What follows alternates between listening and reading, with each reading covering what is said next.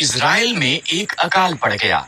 Elimelech, Naomi और उनके पुत्र भोजन की खोज में मोआब को गए। एलीमेलेक मर गया। पुत्रों ने मोआबी स्त्रियों ओर्पा और रूथ से विवाह कर लिया। तब पुत्र भी मर गए। तो स्त्रियों के पास पति नहीं थे। जब इज़राइल में अकाल समाप्त हो गया, नाओमी ने घर जाने का फैसला किया। मोआब में ही रहो, उसने अपनी बहुओं से कहा, ये तुम्हारा घर है।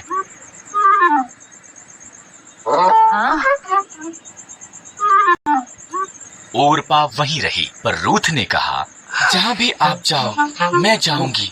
आपके लोग मेरे लोग होंगे, आपका परमेश्वर मेरा परमेश्वर होगा। रूथ और नाओमी इकट्ठे वापस इज़राइल को गईं।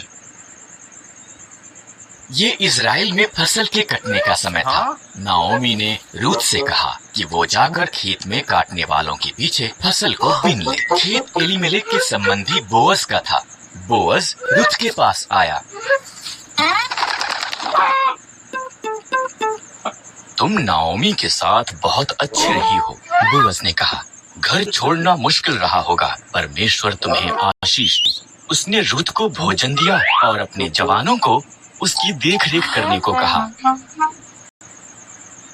रूथ ने नाओमी को बताया कि क्या हुआ था। नाओमी मुस्कुराई। जब कोई मरता है, उसका निकट संबंधी उसके परिवार की देखभाल करता है। वो व्यक्ति उनका निकटतम छुटकारा देने वाला संबंधी है। बोअज हमारा निकटतम संबंधी है, उसके निकट ही रहना। इसलिए रूथ बोअज के निकट रही।